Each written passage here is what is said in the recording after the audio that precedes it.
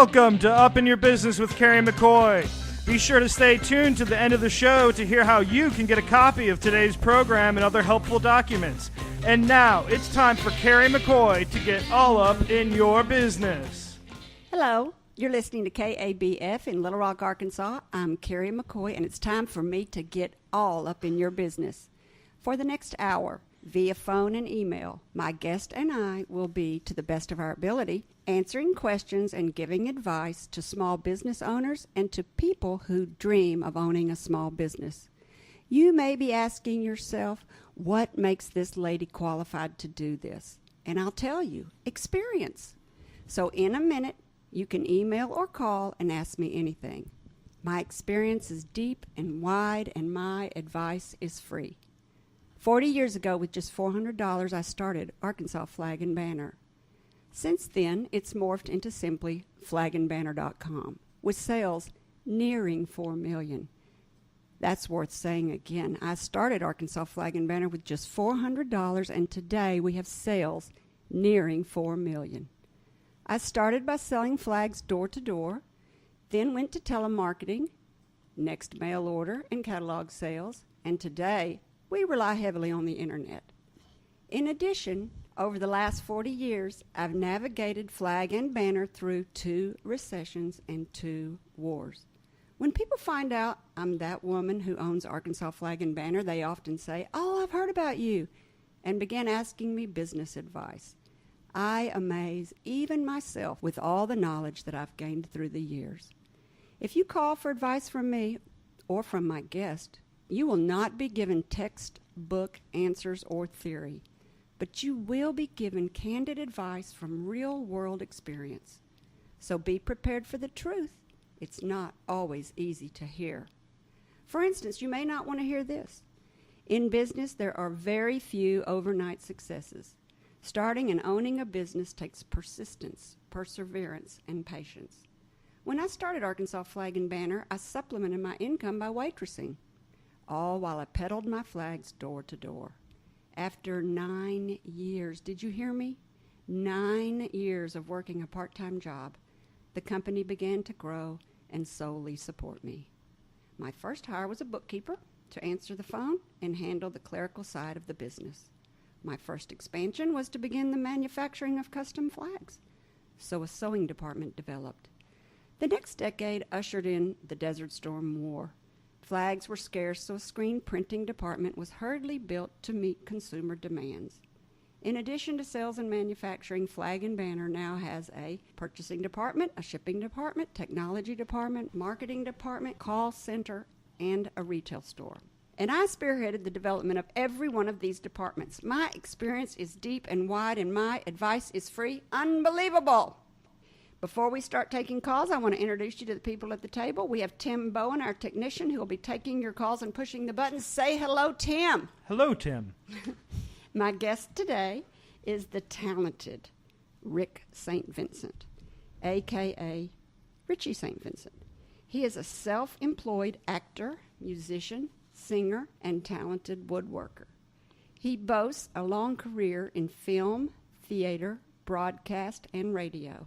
When he is not acting or creating furniture in his workshop, you may find him crooning with an accompanist at local restaurants or parties. He is a regular at Bossa Nova on the first Thursday of every month in the Hillcrest neighborhood.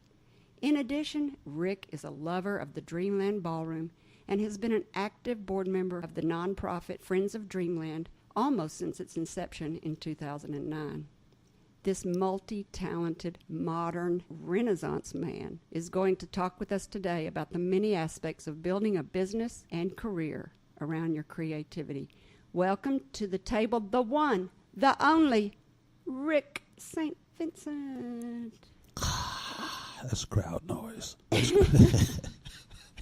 That's crowd. That's a good imitation. I like that. I saw that on TV. It was a little girl, and the mom was going to play basketball, and the crowd went wild. The little girl goes, I said, how cute.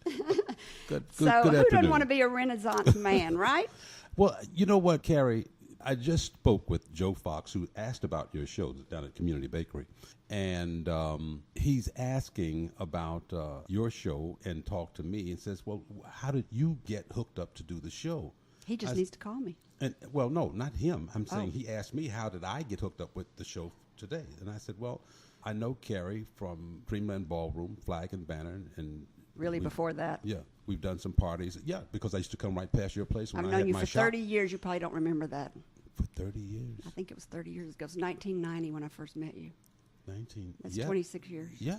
Well, that's about the time I came by your place with my little dog. I was walking my dog right past Flag and Banner. We're going to get into that. We'll get into all You're that losing stuff. everybody But, on well, that. no. I started out saying that you talked about Renaissance. And I'm always stepping back from that moniker because I'm always thinking, well, I would love to have one thing that I can do great and make all the money like you and everybody else, when you just make money. Oh, I wish. Yeah, but when you have to do all these different things to survive, you learn to do these things over years. And then next thing you know 4, 5, 6 different things that you do well, but you haven't made any real money off of any one of them in particular. So I was going to ask you about you're doing so many different things, and I think you just answered it. Well, it's just what you do to survive. It's what you do to survive. When you talked about your business and you said that you needed to have production, so you set up a production and you got silk screening and things of that nature. Same thing. I was in radio for 17 years. I did probably 17, 20 radio stations in 8 different cities, 6 different states. Since 1971. Let me just read everybody what you've done. Well, you don't have to read it. Oh, I have got to. So I go to Google up you, and like everybody that I've ever interviewed in here that I've known literally for decades, I read about them and go, oh my gosh, I haven't really known them. For instance, in film, you've done the old State House documentary. You've done a lot more documentaries than that. Yeah. You actually need to update this website. You've done The White River Kid, The Corporate Man, Height of the Sky, The Crown, Sagittarius, A Time to Kill. Yeah, that was a big one. That's a big one. Over the Edge, Slightly Bent, just to name a few. And then you did broadcasts for AETN, for Alta, for Fairfield Bay, for Big on the Rock. And then you already said it. I mean, listen to this paper of all the stuff you've done. And then you've been in 39 radio stations over 17 years, 8 cities, and 6 states. Just different stuff, Papa was a rolling stone. Wherever he laid his hat was his home. And right now my hat is laying right here on the desk of KABF. So you're back in Little Rock. Yeah, as actually, I'm back here as a mistake, in a sense. I came through leaving Virginia, and I came through Little Rock to see some friends, and I was headed back to Los Angeles. Had been gone for maybe a year or so working on some houses in Virginia and in Atlanta for some friends. Was driving back to Los Angeles, stopped to see some friends, and somebody saw me and said, hey, man, are you back in town? I need you to take a look at my house I'm building in North Little Rock. I said, Mike, I don't have time for that. I'm on my way back to L.A. Oh, come on, man, just look at the plans. I said, well, show me the plans. And How many years ago was that? 11. Do you still have your house out in L.A.? No, I don't have. Never had a house in L.A., but I keep I keep connections in L.A. and I keep a mailbox there so that I can stay in touch with all the folks in L.A. Well, and you're going back all the time, I think. You just went back to the jazz something. Went back for the Long Beach Jazz Festival. People don't think of actors and musicians and singers as entrepreneurs, but really, to me, you're the epitome of an entrepreneur. You are your own product. So, you know what I'm saying? Yeah, I mean, you are your own, you are an ultimate entrepreneur. So let's talk about how you kind of started, because I've noticed that people that are entrepreneurs from early on. And I read somewhere that in the 5th grade, you would make hand puppets, take them to school, and entertain your classmates. So have you always been driven to that? That's probably the beginning of it. When I was a kid, my mom worked at a hat factory in St. Louis and would bring home remnants from all of the materials from the hats. I did not know that. And then would sew this stuff together and make different items. And sometimes she had enough stuff that she would make little petticoats and dresses and stuff. So I was always the guy cutting out patterns, the Butterfield. I think Butterfield. Oh, very good. Yes, man, exactly. I know all this stuff. I know how to sew. I know how to do all that stuff. I own a sewing machine. I have a sewing machine. Renaissance man again. But $10 at a yard sale. I said, hey, I know how to use that. $10? Okay, I'll take it. Used it twice. I was about to say, you probably never turned it No, on. no. I've used it Don't twice. forget to oil it. You have to oil sewing machines. I know it. I did all that stuff. I made puppets. I had 13 puppets, marionettes and or hand puppets. I took an old Motorola box and I made a stage out of it, painted it black on the inside, took the material and made little curtains and took flashlights and duct taped them up in the corners. And 5th grade? in the 5th grade. And I used to drag that thing 3.5 blocks to school when Miss Schwartz would ask me, can you come in Friday and bring your puppets for the kids? And I would say, yeah. And I dragged that thing 3 blocks to school, do the puppet show. We turn out all the lights, and I turn my flashlights on, and I do the puppets, and I would make up stuff. So when you're on my case about going off on a tangent, Yeah. it's because I've been doing that You've to been going off entertain on kids. tangents. Yes. To go off like that and just do it for the kids, and I make up stories. That's all. Just People make don't up know stories. that before we came on, I was saying this is going to be a real testament to my skills at being a commentator because Rick will go off on a tangent forever, and I'm going to have to keep you focused. No, so that's why you're well, saying that. You know what? Somebody said something to me not long ago, maybe in the last couple of years. They said, you're so silly, like that. And at that particular instant, my mind was at a point where I could respond to that intellectually. And I said, do you know what it takes to be silly? I know, right? Check this out. First of all, you have to truly hear what that person is saying. Which no one does. Then you have to understand it to the point that you can find the way of flipping it around or finding the joke or finding the obtuseness of it. Then you have to be able to say that, and you have to do it all in milliseconds. Yes, they say Okay. comedians are really intelligent. So when you think in terms of folks like Robin Williams, whose wife was just on TV yesterday talking about his passing, and you think about folks like that, the comedians, they are silly, but they are so intelligent Quick. because they can hear something, understand it, and flip it back in conversation. So thank you for the compliment. You're welcome. So, Rick, do you dream all the time? I mean, all of us kids, I think, dream about becoming famous, becoming rock stars, becoming supermodels or actresses, but very few of us have the gumption to go and do it. In fact, I even heard somewhere that when polled, 95% of the people would rather die than have to get up and make a speech. So how did you, in the 5th grade, overcome? I did it exactly like I'm doing it now. I didn't start singing until maybe 10 years ago. Really? Literally. And the only reason that I started singing was because people kept saying, do you sing? Well, They your kept voice asking, is just so do good. you sing? And I said, no, I really don't sing.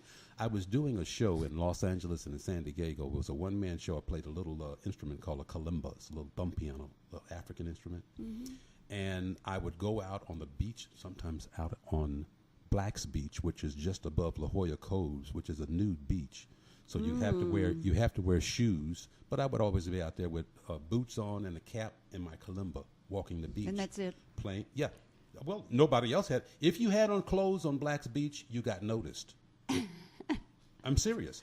The Marines would come out there and they'd have their clothes on and they're looking at all the naked folks and walking up and down the beach, and everybody's looking at, what are those idiots doing? But if you're naked, it's like you just disappear. So you would bring your... I take my kalimba out there, and I would do a kalimba concert, which is poetry, improv, stories, and things like that. And occasionally, I would do some Broadway-type singing, What motivated you to do that? What is your motivation? And did you make any money doing it? Or was it just for joy? No, I did it for joy, but I did do some of the college circuits during the Black History Month, and played at Loyola Marymount College and LA City College and several places in Los Angeles and San Diego. I would go to the clubs, and if somebody were taking a break, I would say, hey, man, can I go up and do something for the 10 minutes that you guys are going to be on break? What would you do? I would go up and I would do characters. I got an Old Man Otis that I used to do, and I would do poetry. And it would just be a moment where you would just go off into something that was unusual. I love that.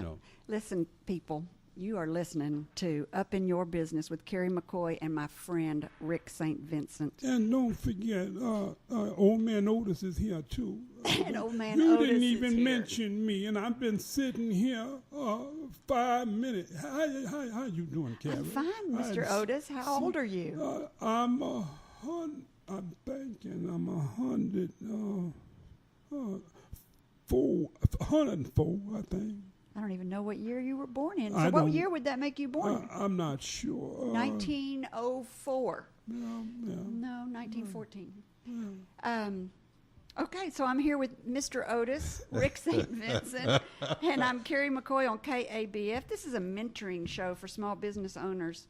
My inspiring guest today is a self-employed actor, singer, and craftsman. And if you've got questions or comments for either of us or for Mr. Otis, call us at 501-433-0088. That's again. 501-433-0088. Or you can email me if you're shy. You can email me questions with an S. Questions at upyourbusiness.org. So, Rick, how does somebody like you, who's just full of creativity, they just cannot not create, how do they get started? The way I got started in this endeavor that I'm involved with now for the last 38 years in terms of cabinetry was I was working at KOKY. Oh, I remember that. Remember KOK? That's still Well, around. it's The still black around. dot on But your dial. I but love that station. They were at the Prospect Building back in '83 when I came here from Jackson, Mississippi, doing Really? radio. Actually, I was in Jackson, Mississippi, working the shift that Paul Todd was working before I got there, and Paul was here. So you were a radio disc jockey. Radio disc jockey, came here with Dave, and I was doing morning drive, and he was doing evening drive. And then things got murky at the radio station, and they started letting folks go. So before they came to me with a pink slip, I just quit. And they told me, well, you can't quit. I said, yes, I can. Why were they letting people go? They were letting people go because at that time they were trying to reorganize the station. Radio FM and stations AM. always struggle. Yeah. But I quit that job in October and ran into a guy whose father had a furniture manufacturing plant down here on the base of Cantrell, Joe Blankenship. And he says, hey, man, I'm going to stop by and look and see if there's any transients in our place, because transients would break in there and sleep. So we stopped in, and I saw all this lumber, and I had just quit the job. And he says, I said to him, hey, man, what are you going to do with all this lumber? He says, most of it's just going to rot away. We don't do anything with it. I said, well, can I have some? He said, yeah.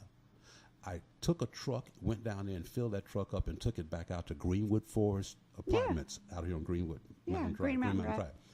Took that lumber in there, called some folks up in Memphis, told them that I could build a cabinet that they were asking about a couple of months ahead of that. And they said, yeah, sure. Did a cabinet for a lady there, $1,200, paid my rent, and that was the beginning. Next thing you know. How old were you? That was in '83, so I would have been 33. So I hear this all the time. It was a necessity, and you saw an opportunity. Mm-hmm. And it seems to me that most business entrepreneurs like yourself just see opportunities and take advantage of them. But that's typical of us if we go back to our hunter-gatherer mentality. And we've gotten away from that. We've gotten away from that as human beings. We've gotten away from that. And this is part of our problem, I think. But I don't want to get philosophical. I'm just thinking that we have always been people who were capable of living on this planet. And we didn't need Walmart. And we didn't need the internet. We didn't need a lot of things that we have now. We didn't need. And we've lost that. Yeah. We've lost that. You're a scrapper. There's no doubt, right? Even though you, no pun intended, because you picked up scraps and made, but you are a scrapper. You see opportunities everywhere, I think. Did you even know you could do woodwork? I knew that I used to tinker with all kind of stuff when I was about 7. I mean, you can sew, you can sing, you can disc jockey. Now you're doing woodwork. Well, I've done all kind of. I can weld, do a little bit of glass work. I would love to learn how to blow glass, and make lamps and stuff. Who's the guy that does the lamps? The Soji's. What is it? He does the beautiful chandeliers. Oh, yeah. I went to his exhibit at Yeah. the Art Center. Yeah, Real I famous. love that It starts stuff. with a P, I think. Oh, I gosh, I love hate that it when I stuff. can't remember. And I can't remember now anyway because of my age, you know. It's gone. Yeah. But that would be wonderful. There's a local artist here that also mimics his style a little bit. But so you did do a little bit of work with wood before, so you kind of knew. I made you stuff. recognized it was nice wood, Yeah. because you have a creative eye, and you said, "This is beautiful wood." Look, when I was a teenager, I'm thinking around 14, I made a go-kart out of a kitchen chair and a Briggs & Stratton trim motor that they would use to trim the lawns. What? Yeah. And I put that thing on a chassis. My neighbor, Mr. Brown, who I love dearly, in any life that we ever show up in, Mr. Brown, find me. And In your next life, I yeah. won't be with next door neighbors with Mr. Brown again. So I made this little go-kart. Oh, actually, it was just a chair with 3 wheels. And I got on that thing, and a friend of mine in his car drove on the side of me. And we got that thing up to 30 miles an hour. Now, imagine going down a street at 30 miles In an a hour. kitchen chair with a lawnmower. On a kitchen chair. With a lawnmower motor. Foolishness is a good word to bring into this conversation right now. Youthful. Yeah. And I took that thing, and for many years since I was a kid, I took that thing and I rebuilt that 7 times. And in 78, I literally had a business in San Diego called Scooter Ads, and anybody who's lived in San Diego in 78 and 80 will know of Scooter Ads, because I had taken that same fork for the front wheel. That never changed, but everything else evolved around it, and I wound up with a 780-pound vehicle that I would drive all around San Diego, Chula Vista. What does that have to do with El Cajon. Scooterville? It was called Scooter Ads. It was an advertising. So when you talked about God. turning something into something, the people that I had working on that, Nelson Bashir at that time was the national go-kart champion. Robert Kidder was the upholsterer at the Hotel Del Coronado. And John, I got to call his name, he was Jacques Cousteau's underwater welder, one of Jacques Cousteau's underwater welder, who has a small shop over near Market in San Diego where he makes stainless steel railing for yachts. And they were all working on your what'd you call it? On this little scooter ad thing. Scooter And everybody that saw it thought it was a Cushman. They thought it was a Cushman, and they would come up and they say, "Where did you get that from?" And I said, "Well, I built it," Now, and that's nobody not- believed it. So you built this thing and you went to them and said, "Hey, you want me to ride around and sell ads for you?" I did See, ads. there's more creative entrepreneurship. I There's did money ads. everywhere if Yeah. you're creative enough. I did ads with Ted Giannolis, the San Diego Chicken. I did ads with the Charger games. I did ads for the San Diego Ballet, ads for SeaWorld. Ray Kroc was there once with Orville Redenbacher. We did some ads for some stuff that they were doing. And I drove this thing all around San Diego. So if anybody were in San Diego during that time, they knew had you. they had to have seen it. Should if we they say didn't you're know lucky me. to be alive? Maybe twice. There was 2 times it turned over. I was going too fast. How fast would it go? It would go 40 miles an hour, and it would drive 3 days on I have 2 one gallons word of for gas. you. Cool cat. You are a cool cat. I've done enough things that I can hang out with cats, so maybe they think I'm cool. You are, I mean, Renaissance man isn't even a big enough word for you. So I'm trying to piece together your colorful life. You graduated from high school. Did you go to college? I actually, and I'm So you correcting graduated people. from high school, a puppeteer. No, I never graduated from high school. Oh, Let me tell you the that quick, happens all the time. quick story. I'm in high school. A guy in high school who had hit me in the jaw, broke my jaw over a girl who I wound up marrying, my first wife there. This guy fractured my jaw. But you got the girl. No, I literally built a zip gun. You're not from the neighborhood who would know what that means. No, I have no idea what that means. It's got I built a zip gun that looked like back in that day, it would look like a rainbow handkerchief because I covered it with a rainbow handkerchief. You couldn't tell. a concealed weapon. It was a concealed weapon, yeah. And I gave it to a guy named Nathaniel. But they put me out of high school twice because I was working nights. I was married, working nights. And In coming high school? Yeah. You have lived a million lives. What were you And- doing working nights? I was working nights because I was married and had a child. What was your? Oh my gosh! What were you doing at night? Singing? No, I was working at General Electric Apparatus. On an assembly line? No, it was a repair place for field generators and large synchronous motors and all that kind of stuff. So you have almost an engineering background. Engineering is very creative. Well, I see myself as somewhat of a bootleg engineer. I didn't go to school for it. Did you ever get your degree? Out. No, I never. You don't wanted need it. I never wanted the degree. No, you don't need it. I didn't never. Miss Hudson, who I knew from the 6th grade. You're was an my 6th grade. inspiration to a lot of people listening right now. Miss Hudson said this to me, and I never forgot it. She didn't say it to me. She said it to the class in 6th grade. She says, "I'm going to save those who want to be saved." And my ears perked up. I'm telling you, they opened up, and I thought, wow, I want to be saved, because the neighborhood that I grew up in, I found dead body once. Was it in Little Rock? No, in St. Louis. Oh. I've seen people killed literally in front of me. Saw a guy get shot off the back of a car.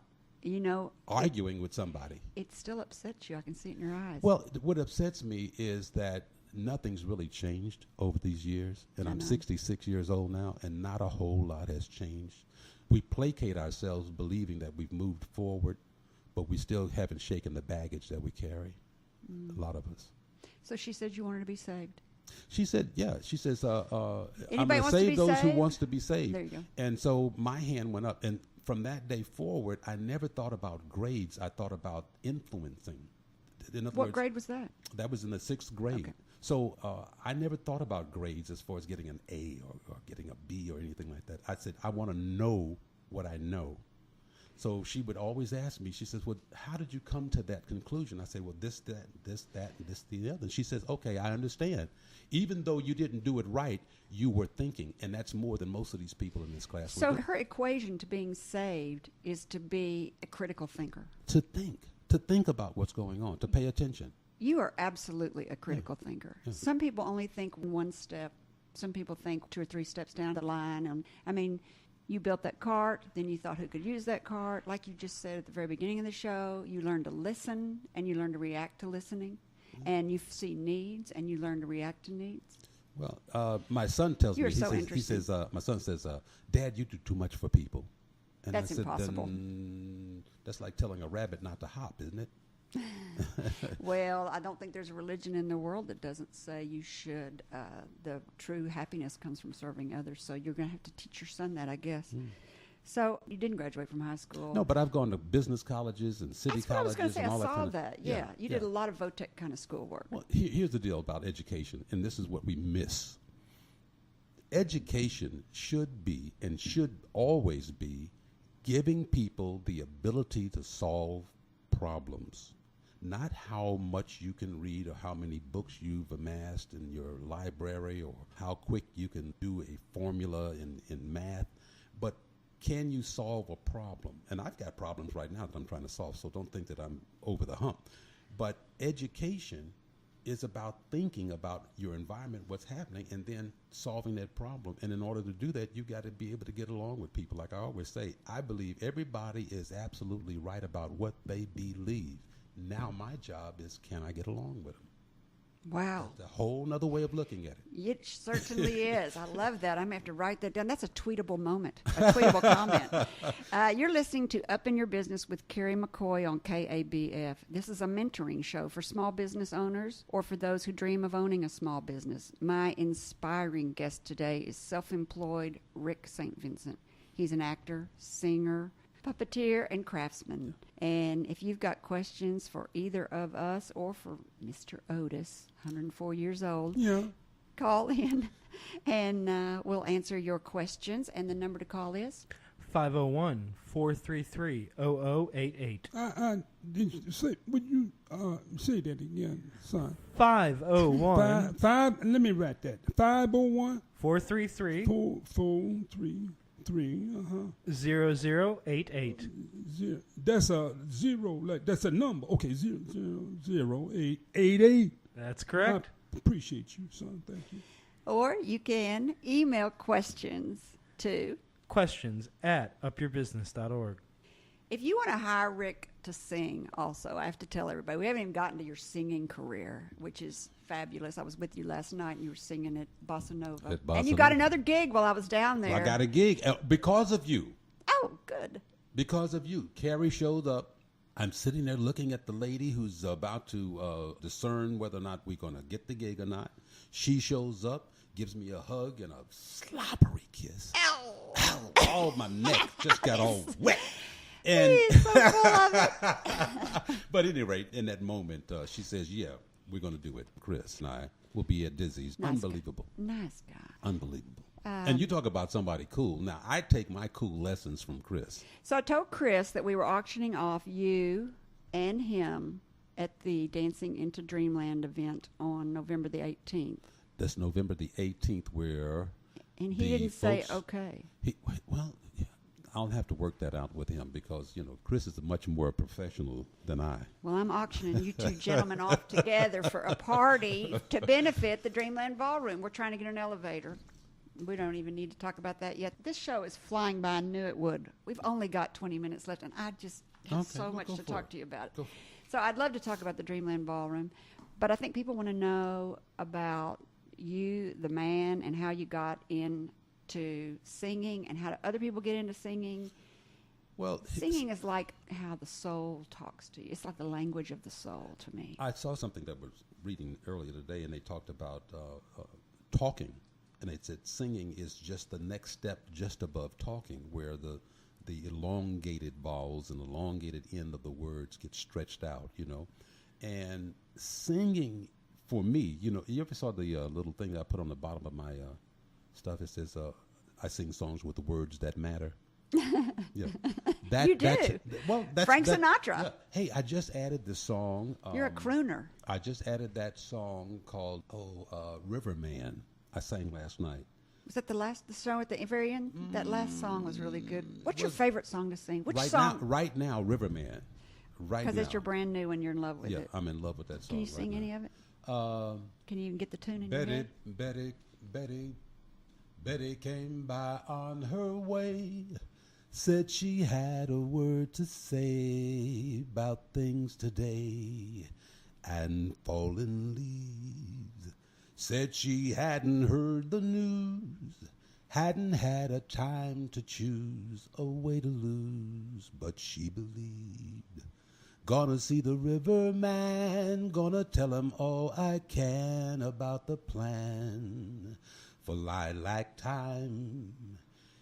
If he tells me all he knows about the way his river flows and all-night shows in summertime. Beautiful. And it's about a woman who's just not all there upstairs, Mm-hmm. But we know people like this in our lives, and they're not all the knives are not in the drawer, all the silverware is not shined, all the bulbs aren't turning, and you know what I'm saying? But we know these people, and we have an endearing compassion for them. Yep. And that's what this song is about, this woman named Betty. I think you live next door to Ophitas. What's his name? Who do you live next door to? I bet you're afraid. I hope he's not listening. He's going to get mad at me. I'm glad you mispronounced his name because I'm not going to say it.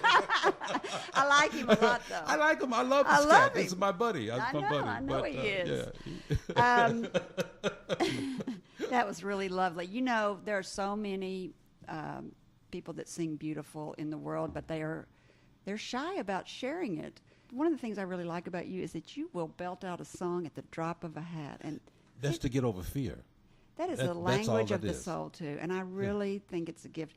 Anytime, everybody listening can relate to this, but anytime that all of us go through hard times, and every time you're in a dark place and you're soul searching, you can hear a song on the radio, and that song will speak to someplace in you that you can't Yeah. describe. There's no words for it. There's no words for it, but hopefully the words in the song matter, and that's what tells you go ahead and move on it.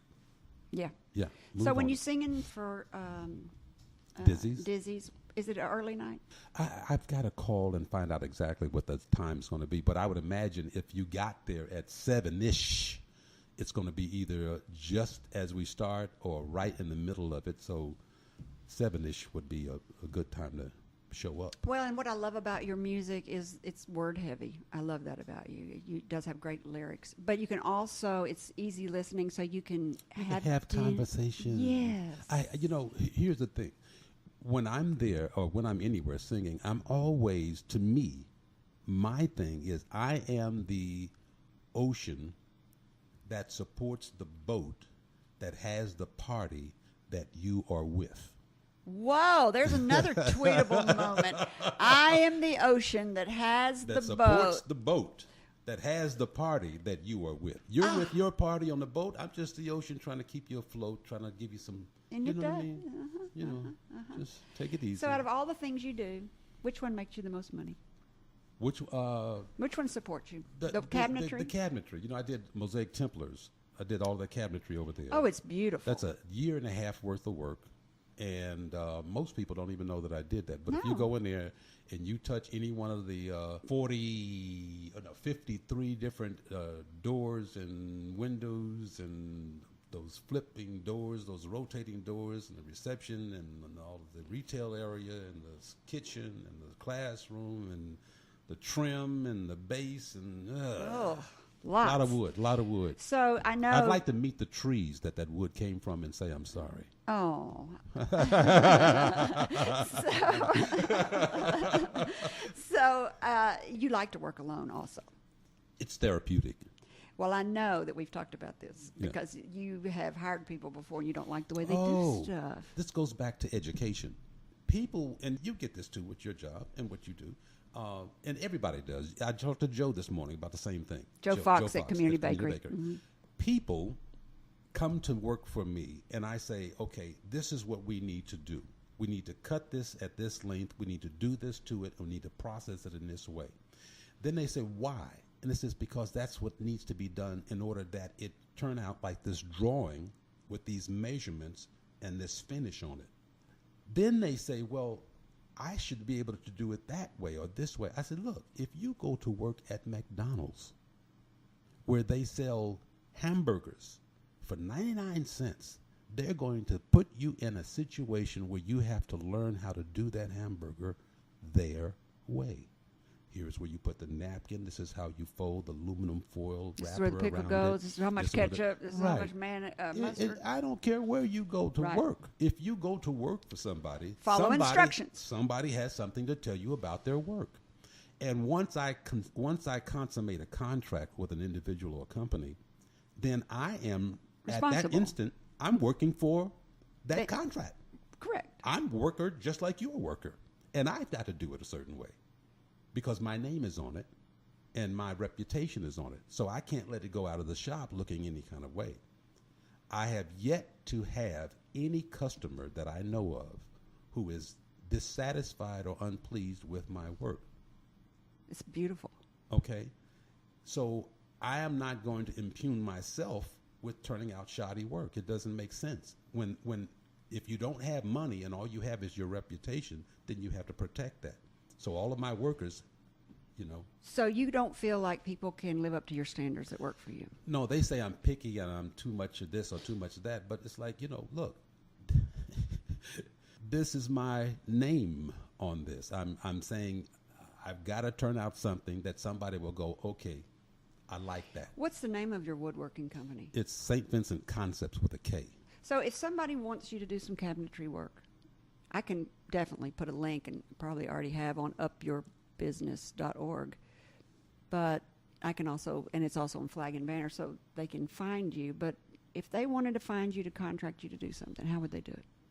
Well, they can call my, well, I'm not going to get up on a number because that's just going to inundate me with phone calls. You hope it does. You hope it does. Go through Kerry because I've taken my website off. I'm trying to find a better website.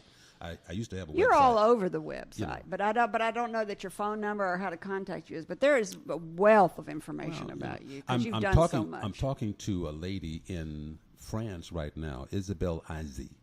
I'm talking to her right now about doing my website because she just did hers, and I know her from here. One of her people is in jail here, incarcerated here on death row. One of her people. What? One of Relatives? I don't want to get into too Okay, deep with it. anyway. But at any rate, he's incarcerated here down at Varner, and I had sang for his fundraisers a couple of times, and she's an artist also, so I sang for her and for him, and I'm going to try to see if I can get her to do my website with just a different, fresh mindset. Let me tell you about websites. Yeah. You have got a legacy. You don't realize it, but you have a long amount of history connected to your website. If you bring it down and change your URL, your names that are in that are up there, your address, you are going to lose so much organic. Oh, by the you connection. can change the page, what it looks like, Well, but yeah. you cannot change the URL. none of that. Okay. None of those landing pages URLs. I almost bankrupted Arkansas Flag and Banner by doing that in 2012. Did a brand new website. Person I had doing it didn't do a good job, and it. Were you able to retrieve all of that by way of redirecting it to the new? You can redirect it. Google knows you're going to redirect it. It's not optimum, but it is absolutely the best thing. And don't redirect them to your front landing page. If this page is your page that's about how to contact you, then make sure you redirect the how to contact you page to the new how to contact you page. Okay. So be very page specific. I got Don't you. just, I got my you. guy just took every page I have, which was like, I have 20,000 products. I have 20, I don't even know how many pages are on my website. And he just directed them all to the home page. Okay. And that will bankrupt you. You will lose everything. So make Well, sure I'm learning something today. I hope all my listeners are learning something today. I'm glad I Building met a new you. website you have to do because they keep changing technology, and you just have to keep doing it. And all the websites have now got to become mobile friendly, and there's really not a patch for that. You really do end up having to make a new website. But you've got to be very, very careful and sensitive to all the history that you have attached to that old website. And make sure you talk to the right people. Don't just turn it off and start It's a new not one. a willy-nilly. How long have you had that website? Well, the one that I'm speaking of, I had it up for maybe 2 or 3 years, but I haven't had it up for the last 2 or 3 years. Why would you take it down? I took it down because it was too cumbersome, and it was long in terms of. Does that matter? Isn't it better to have something than nothing? It is better to have something than This nothing. is why you can't get rich, Rick. This is what you and I argue about all the time. You're so creative. If it's not perfect, we're not going to put it up. I'm like, no, just look. He's shaking his head. What I need to do is I need to run into somebody with some disposable money. Somebody don't who we can- all? Yeah, somebody who can say, look, guy, you show me something in the next 6 months, and I'm going to put some money up and get you another 6 months. You show need me a something patron. then. I need, yeah. Like Mozart had a patron. Yeah, but maybe I just need a better push-up bra. You know, where I can get some of those folks out You're there. about to be due for a bra. You know? All right. You're listening to Up in Your Business with Kerry McCoy on KABF. This is a mentoring show for small business owners or for those who dream of owning a small business. My inspiring guest today is self-employed Rick St. Vincent. He's an actor, singer, and a craftsman. If you've got questions or comments for either of us, call 501-433-0088. again. That number is 501-433-0088. There are so many people in the world that dream about being like you. And I've known you forever. And I know that you're always scrapping and... And I keep saying the same thing. David Hill, who worked for the VA in San Diego, David Hill, back in 79 or so when I was in San Diego, said, man, I wish I could do what you're doing. I said, David, I wish I could do what you're doing. You have a job, you pay your bills, you have a wife and 2 kids, and you drive a Carmen Ghia. And I just thought he was cool. And he was looking at me saying, no, you're cool. And I'm thinking, grass is always greener on the other side. I think we have a caller. Hello. You're listening to Up in Your Business with Kerry McCoy and my guest, Rick St. Vincent. What's your question today? Well, first I want to say you are definitely up in his business. Thanks. Up in his business. I want to give a shout out to my man, Rick St. Vincent. I know that voice. The crooner all over the town. He knows how to scat. He knows how to do it. He does great cabinetry work. So I wanted to make sure I gave a shout out since I was listening. And also thank you for having him on your show. You're welcome. I know He this is voice. I wrinkling know his that forehead voice. Yeah, I'm trying to wrinkling my- figure it out. This is Mr. Mood, the smooth voice of the Ah! He You does have sound a smooth little voice. different when you're on that side of the microphone, Marcus. He's got a smooth voice too. Thanks for calling, Smooth. Oh, my pleasure. Y'all have a great man. day. Much love. So you came back to Little Rock 11 years ago. To visit. But so you told me the one that makes you the most money is the woodworking. Yeah, it's the but which one woodworking. do you love the most? I love the woodworking. Because you even and draw. I have to draw in order to do the woodworking. And I tell you, theater is so consuming, but theater allows me to do a little bit of everything. I was a set designer in San Diego at the Educational Cultural Complex, and I was the set designer during the time that James Avery, who was the father on The Fresh Prince, was there. Yeah. So James Avery and Asa Briggs and several other folks that have gone on to do other things, we were all hanging out together. They came to me once after a set and said, look, we're getting ready to do this August Wilson play, and we need somebody to do this character. And I said, okay, I'll do it, because it was a very small role. Did that, and then that became a repetitive thing. Now, do another character, do this character, be in this play. I was like, well, look, I can't do the sets and do that at the same time. But what I realized after a while was that as in theater, I can do woodworking, I can sing, I can do acting. You haven't done I much can theater do when I all look that. at your thing, or either your website's not up Well, to I date. have to get away from theater because it will suck up your time. I don't know how those people do that every night. Yeah, it will just suck up your time. But I love theater. I did Fences here twice, 2 runs here for Fences. And I've written 2 plays. I've got a play right now that I've written 3 years ago. You just finished a documentary about the most interesting guy I watched. I never knew Alfonso that guy. Trent. I never Yeah. even knew that guy existed. Well, Alfonso Trent was a orchestra leader, and during the time that he was on the planet, he grew up in the time that all these other guys grew up. So Count Basie, Benny Goodman, Duke Ellington, all these guys, Jimmy Lunsford, all these cats were all in different areas of the country during this time, and Alfonso Trent was in the Mid-South, being one of the territory bands down here in the Mid-South. But he was phenomenal, and people stole his music, they stole his licks. There was a group in Memphis called TNT, which stood for Trent Number 2. Oh, yeah? Yeah, Wow. and they were playing all of his music, but they were playing it as a combo group in Tennessee. I play John Felding, who is the singer for Alfonso Trent, and the story starts in 1924, actually right here in Little Rock over at Shorter College, where he had formed a band with some guys and started their band, then left here and went to Dallas. Yeah, I saw that. Left Dallas and just sprung out in all over the United States. But that's a documentary that I am so proud of right now. It is a one-man show. If anybody gets to see it, it is just you talking. And, Rick, you kill it. It's it's actually about 22 pages of script. How did you learn all that? I took that's a what year. I took a year to learn. It was 17 pages by the time I got through. I literally learned verbatim. Did you get paid for doing it, or was it a labor of love? It was a labor of love, but I did get paid. But the pay didn't come close Didn't pay to the for labor a year. of love. A year's worth of work. And But- is it ever going to be released? Well, it's out on DVD. It's on DVD right But now. who could ever find it? I mean, Well, if you hadn't given it to if me, you I look wouldn't up, know If you look about up it. Alfonso Trent, I'm not sure what the production company is going to do right now. Uh-huh. I did send a couple of copies to some friends who work at the Lincoln Center.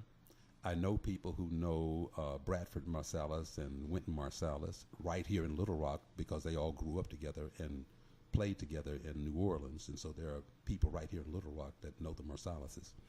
And so I've got a couple of copies out here and there. I don't for know people how. to I look. don't understand this business. Uh, Will you it- get I- royalties if it goes out? No. So you're done. It's a So buyout, you're yeah. just done. Yeah. Well, I just That's hate a that. You buyout. did such a good job. I thought AETN needs to be telling this story, at least in Arkansas. This is a Well, I'm really trying to special get it guy. to AET, and earlier, before we got on here with Cal's Ron Robinson, Big John Mm-hmm. Miller, I'm going to talk to him about presenting it over there, but I want to write the show for it, not just show the documentary. I want to write a show around it and have it presented over there. What are you most proud of? Of all the stuff you've done, which is 5 lives in one. Meeting you. Of course. But seriously, all this What's stuff. wrong? Why would that be a joke? I'm serious. Because it is, I don't and you know. know it is. I don't know many people who have done what you've done. Oh. I'm serious. Somebody who would say, okay, I'm going to start in 0, and then I'm going to take and do something with it. You're one just like me. Just these, every entrepreneur that I seem to interview is just like us. They're just crazy ambitious. They see an opportunity, and they just go with it. Thank you, Rick. That's very sweet. Well, You've got a new show coming up. You're working on something right now. What are you working on? I'm working on a movie. I go film for one day, Monday, with this movie called Antiquities. Antiques? And no, it's called Antiquities because the character that is the star of the movie gets a job at an antique shop. His father passes away. He goes back to try to find out something about his father. He winds up. Did you audition for it? Yeah, I went through the audition process for it. If someone's a budding actor, where do you go to audition? You read the paper? How do you find out about auditions? Well, I've got people who call me. I've got an agent over here You at go the to Sarah agency. Tackett? Sarah Tackett at the agency. That's I've been somebody I with need her. to have on, Sarah Tackett. Yeah, get her on here, or Yancey, or either one. Get them both over here. But I'll be doing that Monday. I'm playing Coach McGee. Are you a mean coach or a nice coach? I'm a nice coach. What you see all this extra hair on my I face? know, you're in costume. I'm letting my hair kind of grow because I got to look sort of gruff. You know, look for this. scruffy. Yeah, that's what I'm trying to get to. That scruffy Well, you're look. there. I don't have flies around me, so don't think I'm that scruffy, okay? But I'm a You little look scruffed good. up. Listen, I met you 30 years ago. You still are. You're so handsome, so well-spoken, as everybody has learned, so talented. You had a handsome dog, too, back then. Oh, yeah, India. I had that dog for 11 years. We could talk for 30 more minutes. I'm serious. We really could. But, Rick, you're on the board of Dancing into Dreamland. It's November the 18th. November if anybody 18th. wants to see either of us, they can come out at a Dancing into Dreamland. It's the only fundraiser you and I have for Dreamland to raise money for an elevator. And if they don't want to see either of us, they can come and be amongst about 200 or 300 people who are all also cool. They are cool. It's a really great group of people. Yeah. And it's not late night, which is what I like about it so much, too.